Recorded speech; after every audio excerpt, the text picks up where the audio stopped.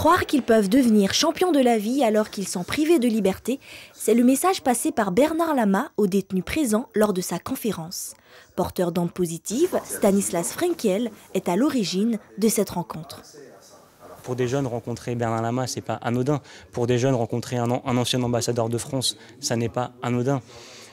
L'identification, la rencontre, l'échange, on est dans un milieu clos où il y a très peu d'espace de soupape où quelque part on peut s'exprimer. Dire ce que l'on ressent sans être jugé. Le service des sports de la prison et le service pénitentiaire d'insertion et de probation prennent le temps d'organiser des activités au sein du centre pénitentiaire. La proposition de Stanislas Frenkel était donc la bienvenue. On a accepté en partenariat avec le SPIP et avec l'accord de la chef d'établissement de monter ce projet, de suivre le projet de M. Frenkel sur conférence débat. Sur l'itinéraire d'un sportif de haut niveau qui est Bernard Lama et de sa reconversion.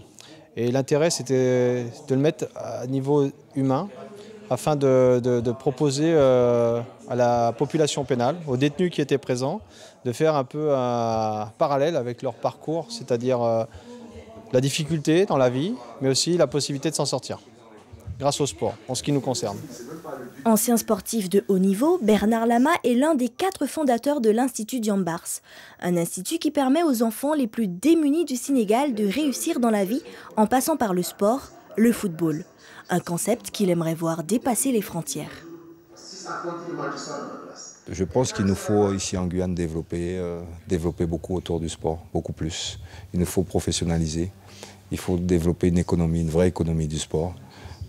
Parce que tout ce qui a été fait jusqu'à maintenant ne fonctionne pas, ne marche pas et ne fait que produire des chômeurs. Il faut qu'on arrête, de prendre notre jeunesse pour ce qu'elle n'est pas, qu'on fasse en sorte de les éduquer correctement, qu'on arrête un petit peu de dire que la société, c'est nous. Les enfants, c'est nous qui les faisons, donc occupons-nous d'eux. Ces détenus sont tous amateurs de football. C'est donc avec une grande attention qu'ils écoutent Bernard Lama. Ils se sont trompés de chemin mais n'ont pas dit leur dernier mot. Ils ont des projets pour l'avenir et pensent que la prison n'est pas une fatalité. Pour nous, les détenus, il n'y a rien d'autre de spécial. On ne bouge pas assez, il n'y a pas assez d'ateliers. Donc le seul échange qu'on peut avoir, c'est carrément le sport. Et franchement, c'est une aubaine pour nous de voir Bernard Lama. Déjà un projet, j'en ai des centaines. Je ne vais pas vous mentir. Mais bon, il faut déjà sortir d'ici, sortir la tête haute, ne jamais baisser la tête, ne jamais lâcher, ne jamais abandonner. Et puis une fois sorti dehors, voir ce qu'on va faire et puis continuer. On peut vraiment avoir une deuxième chance. Déjà, il faut déjà que la société puisse nous accepter malgré nos erreurs. C'est une bonne chose. Il est venu nous voir ici. Parce que c'est pas tous les pros qui le font. Parce que c'est une bonne chose.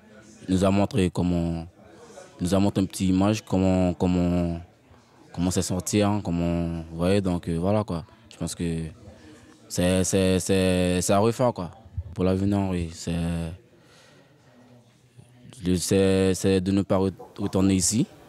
Les détenus âgés de 16 à 51 ans ont partagé un vrai moment d'échange avec Bernard Lama et nous confient qu'ils seraient de nouveau volontaires pour revivre ces moments avec d'autres intervenants. Soit effacé.